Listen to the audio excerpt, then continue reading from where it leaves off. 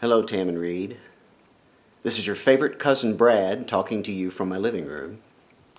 I'm really sorry I can't be down there with you all today, sharing my memories of your dad, my Uncle Charles. And believe me, there are many memories.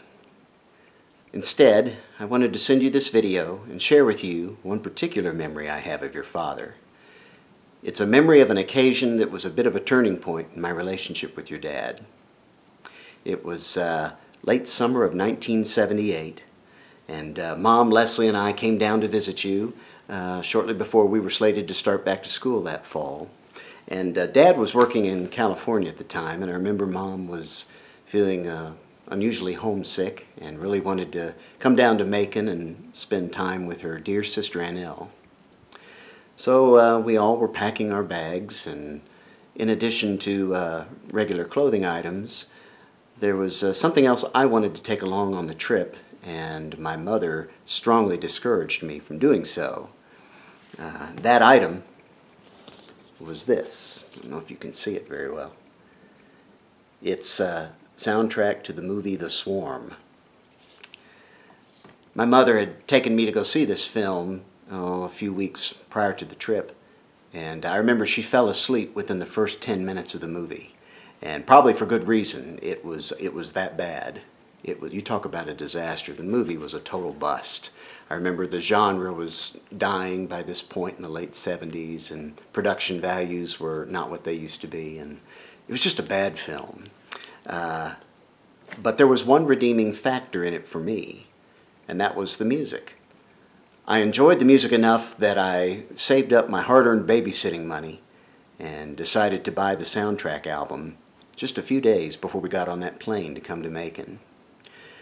And when my mother discovered me trying to put it in my suitcase, she said that was silly. She said it'd probably get broken and there's no way to play it down there. But you see, I knew different. I clearly remembered Annelle and Uncle Charles had a little stereo console in the family room. I vividly remember listening to Jim Reed's greatest hits on that stereo a number of times we came down to visit.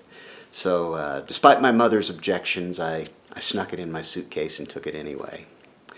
Probably 2 days into the visit down there, I decided to sneak the album out of my suitcase when Mom and Annelle were in the kitchen, preoccupied. And I think Leslie was in there too, so I had an opportunity to just be alone in the family room. So I took the album in there. But Mom's caught me. She saw me take it out, and she said that I shouldn't have brought it. It was silly and the movie was terrible. What she didn't understand is she was content in the kitchen with the girls talking, and I had nobody around my age to talk to or do anything with. So I needed something to keep me entertained. So that same afternoon, I quietly took the record in and placed it on your stereo. And just before I put the needle down, in walked your dad, totally unexpected. And he said, "Brad, what are you doing?" And all I could think about was my mother, figuring out what I was doing and saying I was being silly and how bad the movie was and apologizing for me. Well, I didn't want to embarrass myself in front of your dad, so I hid the album behind my back. He asked to see it, and I thought to myself, oh no, he's going to laugh at me. So I reluctantly brought it from behind my back and showed it to him. And he said, "The Swarm." He asked, is that a movie soundtrack? And I kind of quietly told him, yes, but I'm going to put it away. And he actually said, well, wait a minute, let's listen to it. And I said, oh, no, it's not really music. Uncle Charles said, I like movie soundtracks. Let's have a listen. And together, we listened to that main title, first track on the album. And I remember while it was playing, I just kind of kept looking at your dad, waiting for judgment or some kind of reaction. And, I guess I hoped he wouldn't wonder why this 14-year-old kid would listen to this kind of music.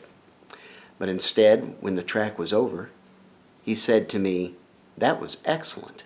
And he smiled. And at first I thought he was maybe making fun of me. But he said, "Oh no, I really like dramatic music like that. Let's listen to the next track." And we did. And at that moment, I connected with my Uncle Charles in a way I never had before. He didn't make fun of me, and instead I learned we had something in common, a love of good dramatic film scores. I think this was perhaps the only time he and I spent any one-on-one time speaking to each other like adults. And this would be the last time I'd see him until December of 1993, when we came back to Atlanta for a convention. And you may remember I had Ryan with us. He had just turned 1 year old. And on that visit, your dad and I walked all around the Robin Hood house, inside and out. And he was telling stories. We were sharing memories of that house, every room inside the house. And I had the foresight to take my video camera with me on that trip and recorded that entire tour. And that's proven to be one of my most treasured home videos that afternoon. I'll never forget it. You know, sure, there are a lot of other memories I have of Uncle Charles. His laughing, playing the board game Aggravation, he would record me singing on his old reel-to-reel, and I have those recordings today. And of course him playing the bass guitar and the mandolin, often barefoot, cross-legged in the family room. Oh, and of course taking me to see Tara. But I have to say, those 15 minutes he and I spent alone in the family room listening to that album will probably stand out as my most cherished memory. Uncle Charles was my last surviving uncle, and I will miss him. I'm also very glad we had a chance to get together 6 or 7 years ago when I was in town on business. And that was a wonderful visit. I am not mourning his loss, but rather celebrating his life, and I think you all are probably doing the same. Tonight, I plan to listen to this album in his honor, and we'll recall how he and I enjoyed it together. I've held on to that album all these years because of that memory of your dad. I send you all my love and warm thoughts on this day. And I hope I'll be able to see you this spring when I intend to come down. I'm going to bring my Stuckey's model and deliver it to the good folks in Eastman, Georgia. So I'll be in your neck of the woods, as they say. So I really hope we can connect at that time. I want to give you all my love. Leslie sends all her love as well.